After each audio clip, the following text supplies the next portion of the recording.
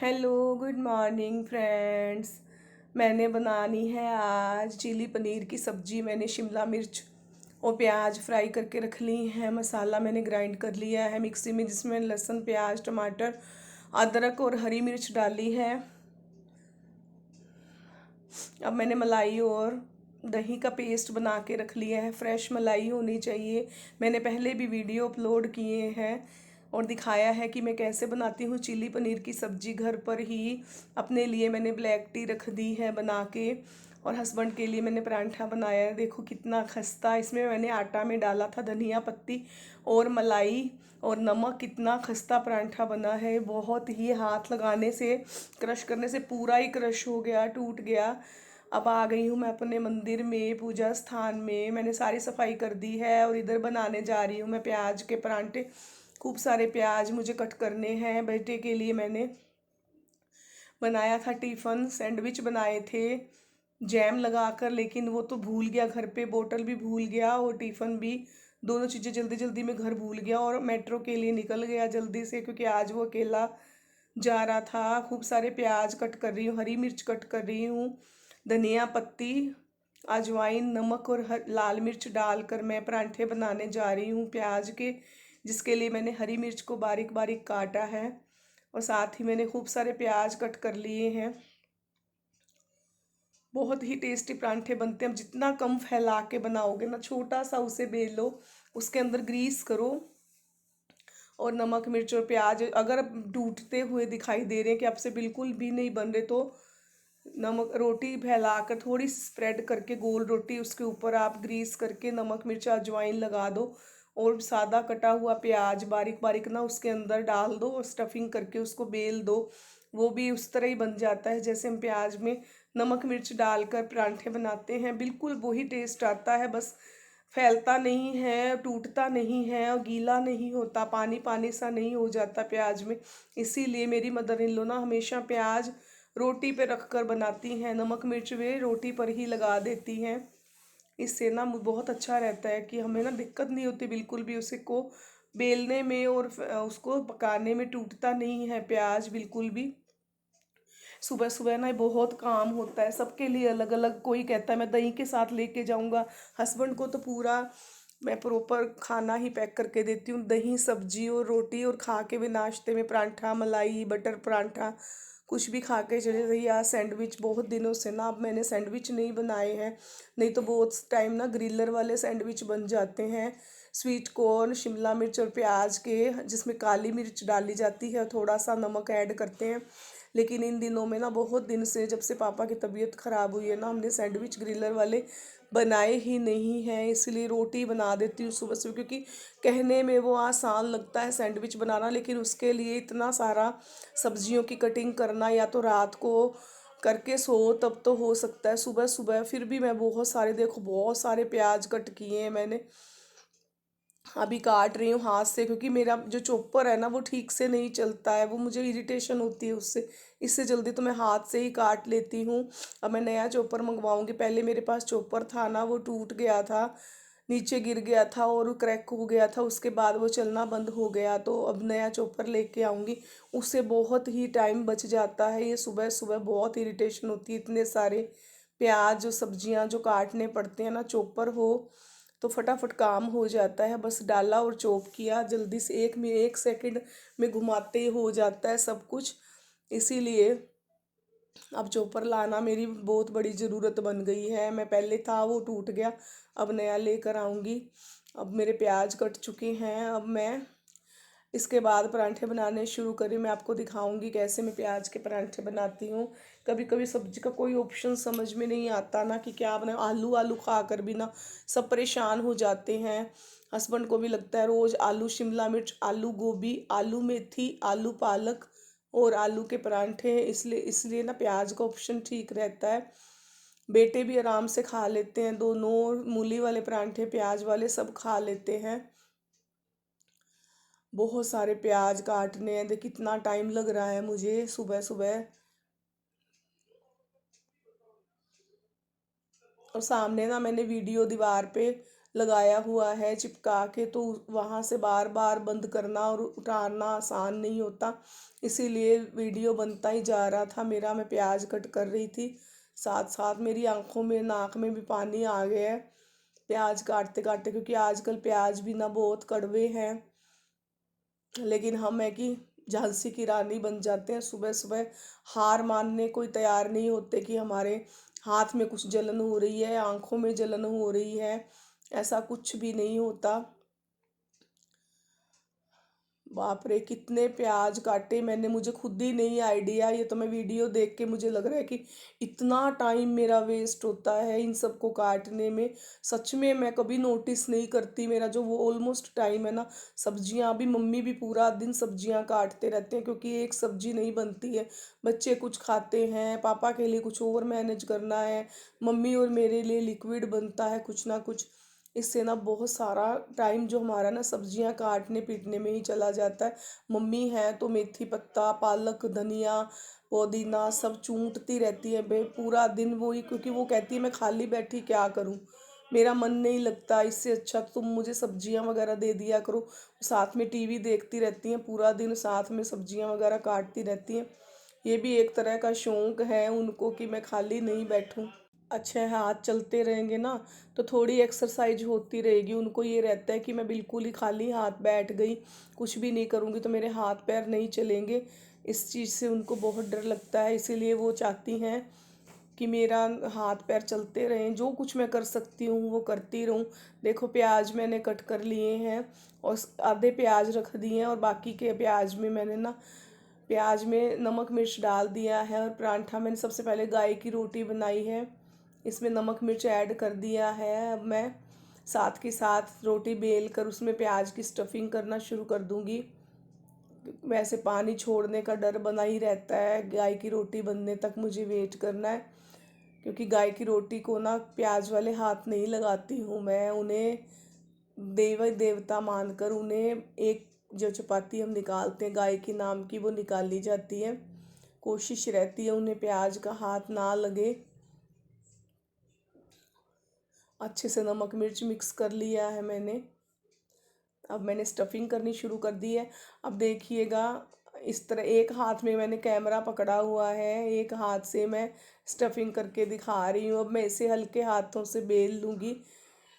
थोड़ा सा सूखा आटा लगाने के बाद मैंने तवे पे डाल दिया है, और हल्का हल्का बूंद बूंद करके इस पे तेल डालूंगी, रिफाइंड ऑयल, जिससे ये ना हल्का हल्का पकना शुरू हो जाएगा। फिर उलट पलट करके जब तक पूरा कुरकुरा हो जाता है ना, तब इस पे ऑयल स्प्रेड करते हैं और अच्छे से पका देते हैं। बहुत ही टेस्टी लगते हैं। अब मैं आ गई हूँ पूजा घर में, परांठे मेरे बन चुके हैं, सबका लंच पैक करके दे दिया है। भगवान जी को साफ सफाई करने के बाद मैंने सबको रोली, देवियों को रोली अर्पण कर दी है। और जो भगवान जी हैं, राम जी, कृष्ण भगवान और गणेश जी, इन सबको मैं चंदन, पीले चंदन का तिलक करती हूँ। गणेश भगवान को केसर का तिलक करती हूँ, और फिर अपने माथे पे वो भी वही लगा लेती हूँ। रोज का यही रूटीन रहता है पूजा पाठ का। अब जोत बत्तियां बनानी शुरू कर दी हैं। जोत में आजकल तो घी भी ना मेल्ट करके लाना पड़ता है, नहीं तो इतना जमा हुआ घी निकलता है कि बत्तियों पे डलना तो दूर, बिल्कुल हिलता भी नहीं है, बर्फ की तरह जम जाता है।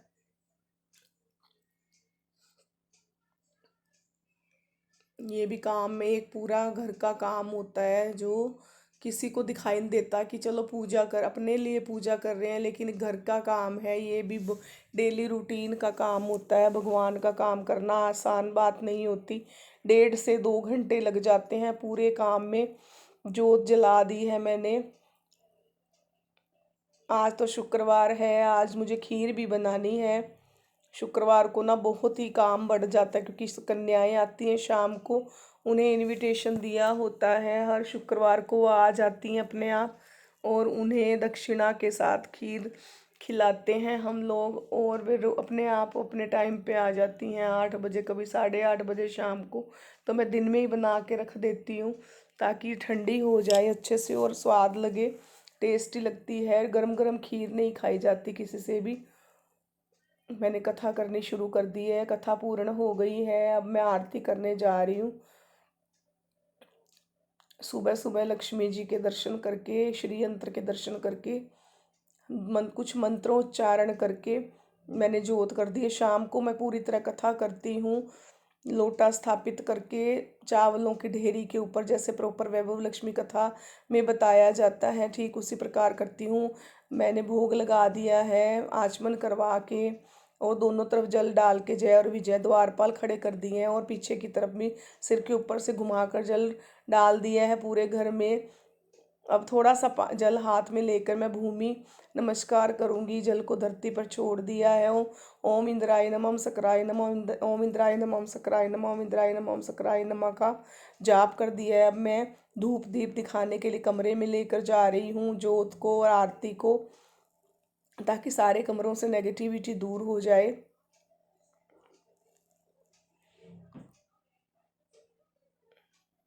अब मैंने सब कमरों में, सारे घर में दिखा दिया है। अब यहीं बैठ के मैं पाठ कर लूँगी। पाठ करने के बाद फिर रसोई के काम शुरू हो जाते हैं, क्योंकि ज़मीन पर मुझसे नहीं बैठा जाता। बहुत सारे मंत्रोच्चार, गणेश जी की एक माला गुरु मंत्र की, एक माला देवी माता की, ओम एम ह्रीम क्लीम चामुंडाय विच्चे, और एक माला वासुदेव भगवान की, ओम नमो वासुदेवाय नमः, ओम नमो भगवते वासुदेवाय नमः, और एक माला गणेश जी की सबसे पहले करती हूँ। मैं उंगलियों पर ही जाप करती हूँ, मुझसे माला लेकर जाप नहीं होता। उंगलियों पर ही, पंडित जी से पूछा था कौन सी उंगली से कहाँ तक आना है, ये भी एक कला है। अब तो आदत सी हो गई है हमें। जो जो लोग, मेरे हस्बैंड तो हमेशा माला पे करते हैं, लेकिन मैं हमेशा ही उंगलियों पे जाप करती हूँ। भगवान का कैसे भी कर लो, मन से करना चाहिए, बस मैं ये मानती हूँ। शाम को आ गई हूँ फिर अपने पूजा घर में। अब मैंने कथा करनी है लक्ष्मी जी की। धूप का पैकेट देखा है तो खाली हो गया, धूप नहीं है। आज नहीं, धूप का पैकेट मंगवाऊंगी। पापा तो अपने आप ही ले आते थे, लेकिन मेरे देवर और मेरे हस्बैंड को कहना पड़ता है। देवर तो कहने के बाद भी लाएंगे कि नहीं, पर हस्बैंड को बोल देते हैं तो वो ले आते हैं चीज़। बच्चे ले आएंगे नीचे से। 4 बत्तियां बनाती हूँ मैं, एक आरती के लिए, 2 दीपक जलाती हूँ चांदी की जोत में, और एक केले और तुलसी के निमित्त, क्योंकि इन दिनों कार्तिक मास चल रहा है ना।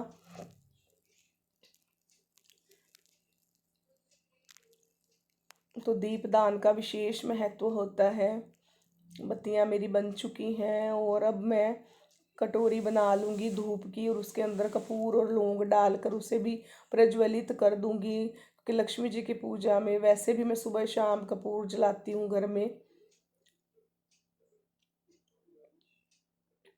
जितने काम औरतों को रहते हैं ना, इस फिर भी वो सब बोलते हैं कि करती क्या है, घर में तो रहती है, कोई टेंशन थोड़ी है इनको।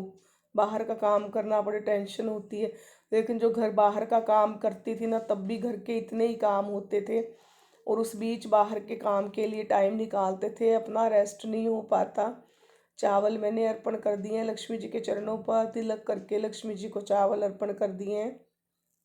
मैंने अपना अंगूठे से अपना चांदी का छल्ला कटोरी पे रख दिया है, कटोरी को कलश पे रख दिया, और कलश को चावलों पे स्थापित कर दिया है। जोत मैंने जला दी है। ये रोज ही यही काम होता है, हर शुक्रवार को मैं इस तरह से कथा करती हूँ। कथा करने के बाद ना अभी खीर का भी भोग लगा दूंगी, क्योंकि कन्याएं आने वाली हैं। शाम को 7 साढ़े 7 का टाइम है। मैं जल्दी जल्दी कथा पूजा करके फ्री हो जाऊंगी, भोग लग जाएगा ना, उसके बाद मैं खिला सकती हूँ कन्याओं को। उससे पहले तो नहीं निकालते। तिलक अर्पण कर दिया गया है सब भगवान जी को, लक्ष्मी जी को दोबारा सुबह किया था, लेकिन शाम को फिर से करती हूँ। फिर चावल भी अर्पण करती हूँ इनको। सारे भगवानों को तिलक अर्पण हो चुका है, जोत जल चुकी है, चरणामृत और मिश्री का प्रसाद रख दिया है। अब मैं खीर लेके आऊँगी रसोई से, 2 कटोरी खीर अर्पण करूँगी भगवान जी को, और साथ ही केले चढ़ा दूँगी माता को। वैसे उनके लिए लाल फल होता है, लेकिन पापा हमेशा ना केले ही ले लेते हैं शुक्रवार को, कन्याओं को भी देने के लिए और साथ में भोग के लिए। तो वही भोग में रख देती हूँ मैं अलग। अगर फल, लाल फल नहीं है तो केले का ही भोग लगा देती हूँ।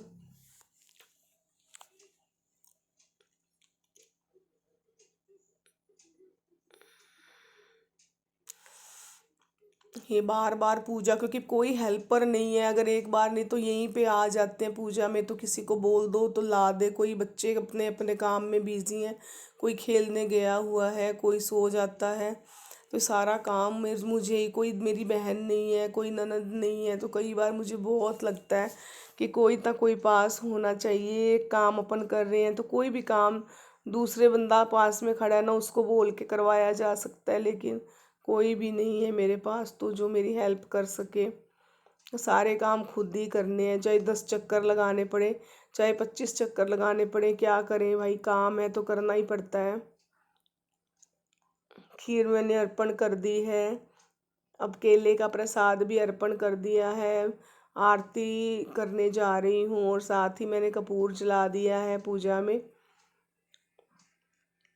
कपूर से देखो मेरी ये मंदिर की छत कितनी काली, दीपावली पे मैंने पूरी साफ की थी तारपीन का तेल डाल के, जितनी भी अंदर मुंह करके, जितनी भी बैंड होकर गर्दन घुमा के, जितना कर सकती हूँ एग्जेशन उतनी अच्छी तरह से इसको साफ करती हूँ। लेकिन फिर भी देखो कपूर जलता है ना सुबह शाम, ये छत काली हो जाती, धूप से भी काली हो जाती है, तो रोज़ रोज़ तो इतना टाइम नहीं मिल पाता। तो मैं इसको कभी कभी साफ़ करती हूँ, ऐसे साल में 2-3 बार साफ़ कर देती हूँ, लेकिन बाकी मंदिर साफ़ रहता है। कपड़े बदल जाते हैं हर महीने 15-20 दिन में एक बार, जो नीचे बिछाने वाले हैं भगवान जी के कपड़े तो डेली बदलती हूँ। लड्डू गोपाल को स्नान करवाते हैं, बहुत काला हो जाता है। अब मैं गहने की पूजा कर लेती हूँ। चावल अर्पण कर दिए, हल्दी रोली अर्पण कर दी है गहने पे, और धूप दीप दिखाने के बाद अब कथा शुरू होने वाली है। कथा करने के बाद फिर आरतियाँ गानी होती हैं।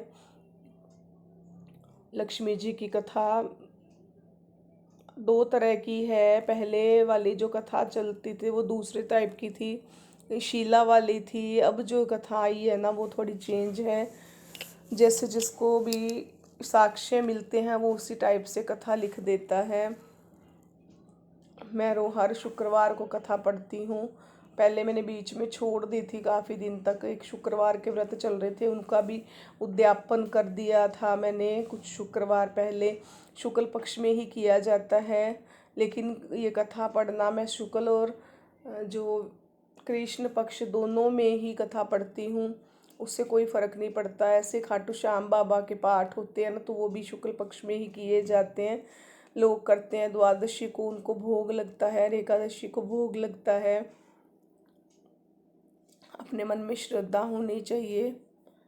कथा हो चुकी है, अब आरती गा लेते हैं। देखिए मैं दिखा देती हूँ, गहने की पूजा हो गई, केले का फल अर्पण कर दिया, खीर का प्रसाद रख दिया गया है, और कथा हो चुकी है, जोत जल चुकी है, आरतियाँ, कपूर जल चुका है, आरती जला देती हूँ और उसके बाद मैं आरती गाऊंगी।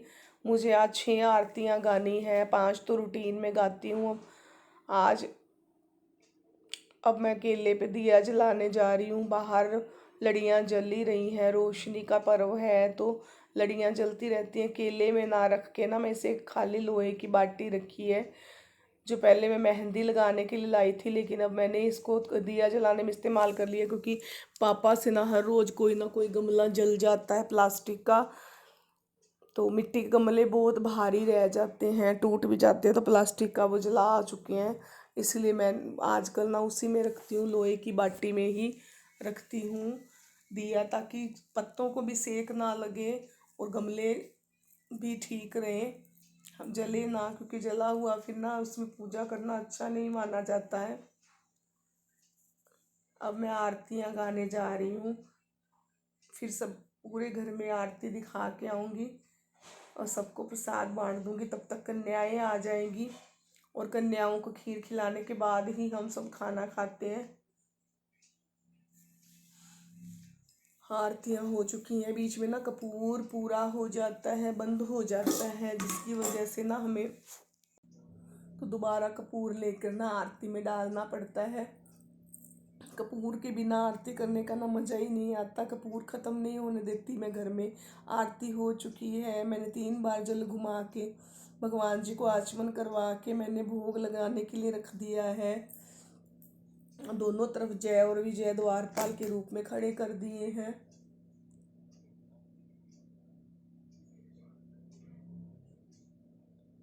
दो बार जल अपने सिर के ऊपर से पीछे डाल देते हैं पूरे घर में।